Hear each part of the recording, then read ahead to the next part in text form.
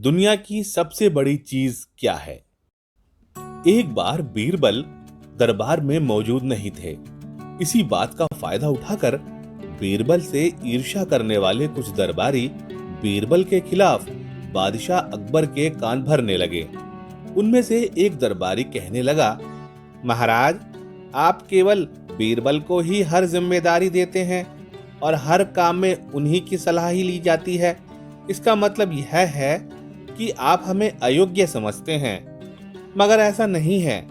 हम भी बीरबल जितने ही योग्य हैं। महाराज को बीरबल बहुत प्रिय थे, लेकिन उन दरबारियों को भी निराश नहीं करना चाहते थे। इसके लिए अकबर ने एक समाधान निकाला। उन्होंने दरबारियों से कहा, मैं तुम सभी से एक प्रश्न का जवाब चाहता हूं, मगर ध्यान रहे कि अगर तुम लोग इसका जवाब ना दे पाए तो तुम सबको फांसी की सजा सुनाई जाएगी। दरबारियों ने झिझक कर महाराज से कहा, ठीक है महाराज, हमें आपकी ये शर्त मंजूर है, लेकिन पहले आप प्रश्न तो पूछिए। अकबर ने कहा, दुनिया की सबसे बड़ी चीज क्या है? यह सवाल सुनकर सभी दरबारी एक दूसरे का मुंह ताकने लगे। अकबर ने उनकी ये स्थिति देखकर कहा, याद रहे कि इस प्रश्न का उत्तर सटीक होना चाहिए। मुझे कोई भी अटपटा सा जवाब नहीं चाहिए।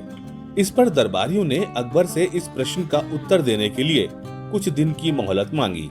अकबर भी इस बात के लिए तैयार हो गए। महल से बाहर निकलकर सभी दरबारी इस प्रश्न का उत्तर ढूंढने लगे, लेकिन उन्हें कुछ नहीं सूझ रहा था। धीरे धीरे समय बीतता गया और मोहलत में लिए गए सभी दिन भी गुजर गए।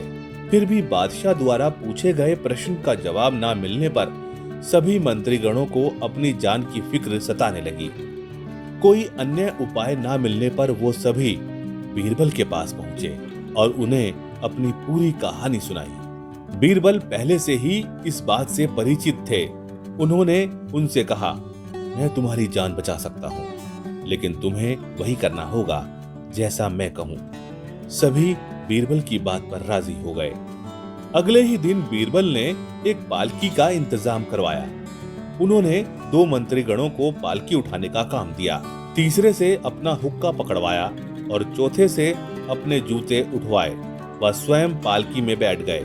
फिर उन सभी को राजा के महल की ओर चलने का इशारा दिया। जब सभी बीरबल को लेकर दरबार में पहुंचे तो महाराज इस मंजर को देखकर हैरान थे। इससे पहले कि वो बीरबल से कुछ पूछते, बीरबल खुद ही अकबर से बोले, महाराज, दुनिया की सबसे बड़ी चीज जरूरत है। अपनी जरूरत के कारण ही ये सब मेरी पालकी को उठाकर यहाँ तक ले आए हैं। यह सुनकर अकबर मुस्कुराए बिना ना रह सके और सभी मंत्रीगण शर्म के मारे सिर झुकाए खड़े रहे। इस कहानी से हमें यह सीख मिलती है कि हमें कभी भी किसी की योग्यता से जलना नहीं चाहिए, बल्कि उससे सीख लेकर खुद को भी बेहतर बनाने की कोशिश करनी चाहिए।